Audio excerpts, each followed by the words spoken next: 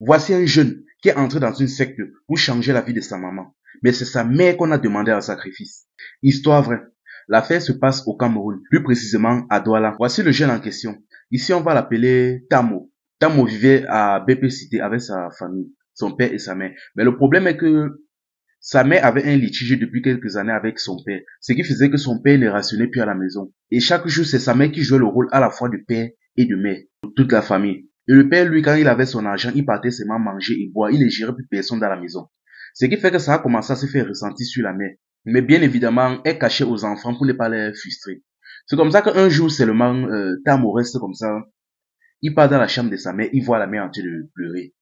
Là, maintenant, il a commencé à discuter avec elle, ceci, cela, il essayait de la calmer. Comprenant donc la situation, il est sorti. Là, maintenant, il a commencé sérieusement à réfléchir comment ça sortir de cette situation.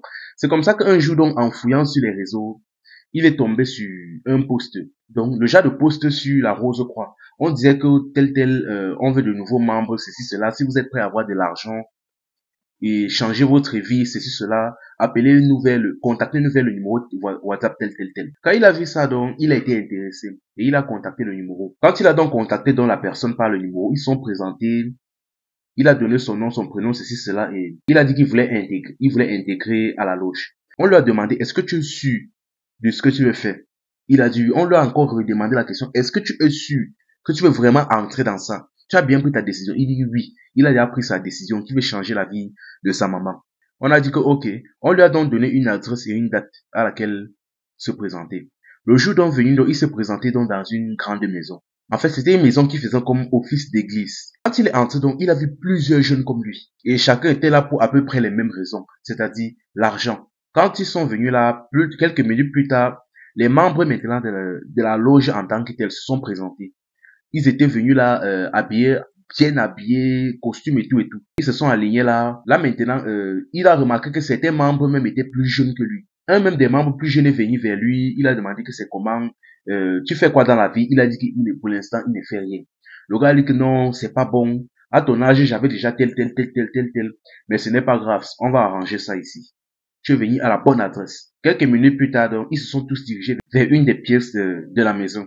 Et c'était une pièce où ils avaient l'habitude de faire leurs incantations et autres. Ils sont entrés déjà à l'intérieur. On a habillé tous les jeunes en rouge. Là maintenant, on va dire le parrain ou quelque chose comme ça s'est mis à faire des sortes d'incantations.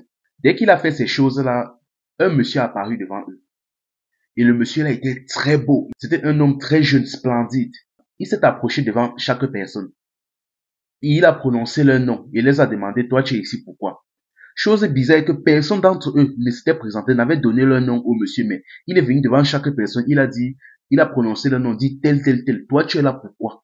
Tel, toi tu es là pourquoi? Jusqu'au moment où on est arrivé devant Tamo, on a demandé à Tamo, on a dit Tamo, toi, qu'est-ce que tu es venu faire ici? Qu'est-ce que tu veux? Il a dit, lui, il est là pour l'argent, il est là pour changer la vie de sa mère, il veut beaucoup d'argent pour changer la vie de sa mère, c'est cela. Le problème maintenant, c'est qu'on a dit que bon, dans ce cas, tu auras beaucoup d'argent. Il n'y a pas de problème. Tu auras beaucoup d'argent, le succès, la gloire, tout ce que tu veux, mais en échange, moi, je veux ta mère. Le gars dit que, mais comment ça? Il dit que, mais je vous dis que je suis là pour avoir l'argent, pour changer la vie de ma mère. Vous dites que vous voulez ma mère comment? Il était déjà dit, je veux ta mère. Et si tu ne veux pas, dans ce cas, c'est toi qui vas partir. Donc, c'est à toi de faire le choix.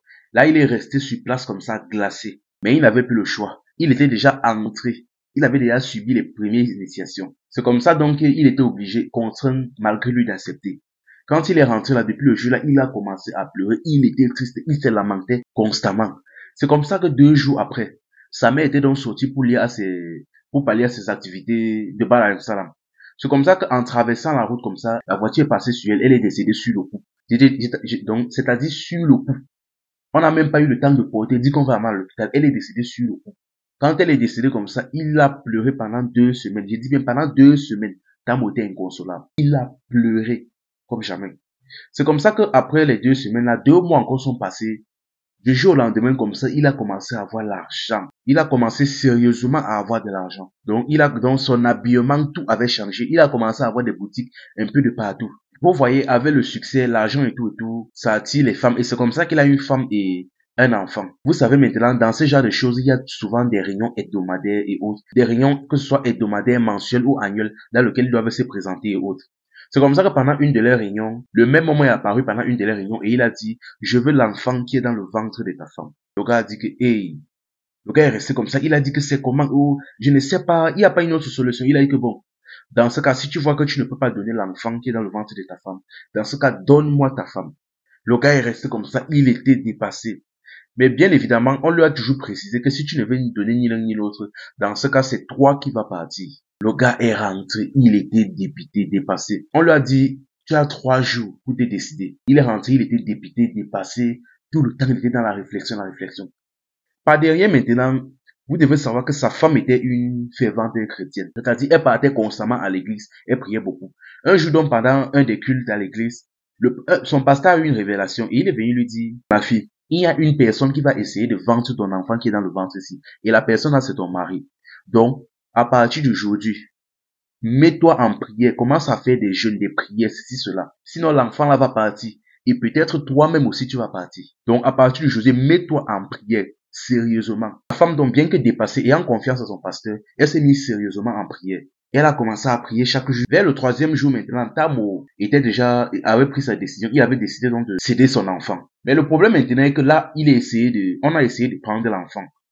Ça n'a pas pris.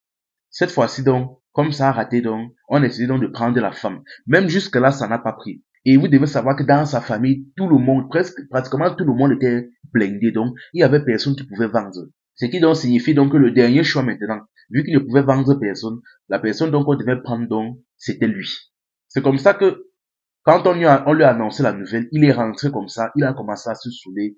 Et un jour comme ça, il a raconté son histoire à son ami, qui par la suite a retransmis l'histoire. Et c'est comme ça que quelques jours après, Tamo est décédé. Ah, franchement, la famille. La première erreur que le type a commis, la première erreur qu'il a commis, c'est essayer d'entrer dans une secte. Franchement, la famille. Et d'ailleurs, ce n'est même pas étonnant. Généralement, ça se passe toujours comme ça. C'est-à-dire, c'est la personne par qui tu viens. C'est-à-dire, la personne d'une manière psychologique qui t'a poussé à venir, qui t'est toujours demandé, c'est-à-dire la personne la plus importante.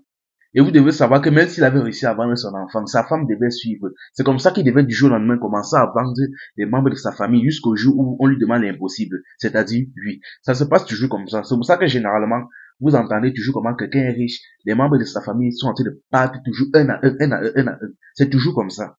Donc ça, c'est la première erreur qu'il a commis là-bas. Et c'est-à-dire entrer dans une loge. Franchement, la famille, ne faites jamais cette erreur. Ne faites jamais, ne commettez jamais cette erreur. C'est Dieu qui bénit, c'est Dieu qui fait grâce. Ne faites jamais cette erreur.